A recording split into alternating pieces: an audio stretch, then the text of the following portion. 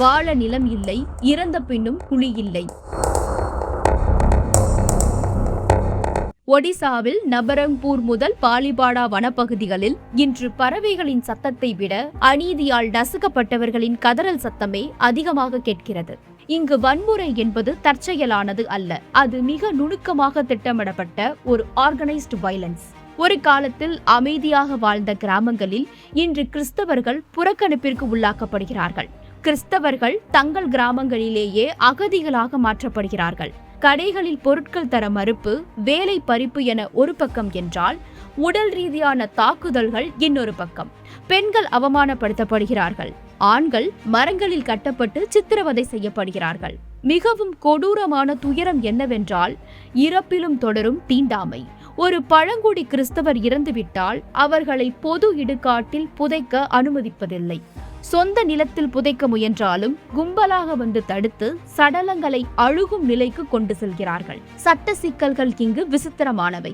பிறப்பு சான்றிதழில் வேற்றுமத பழங்குடி என்று இருப்பதால் கிறிஸ்தவ முறைப்படி அடக்கம் செய்ய சட்ட ரீதியான முட்டுக்கட்டைகள் போடப்படுகின்றன.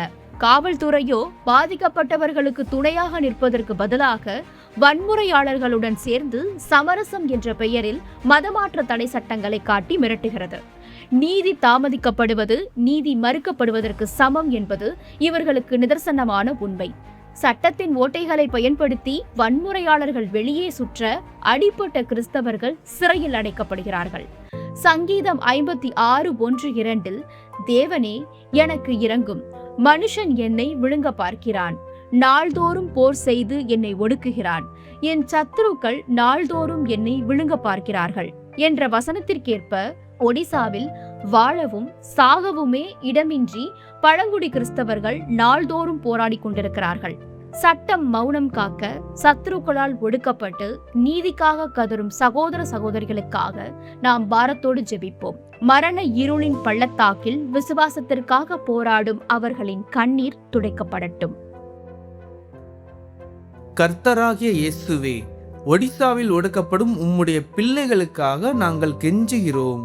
அநீதியால் நசுக்கப்பட்ட அவர்களின் கண்ணீரை துடைத்து ஆறுதலையும் தகுந்த நீதியையும் கட்டளையிடும். ஆமேன். இந்த இருள் நிறைந்த உலகில் ஜெபம் ஒன்றே ரே ஆஃப் ஹோப் என்று நாங்கள் நம்புகிறோம். ஆமேன்.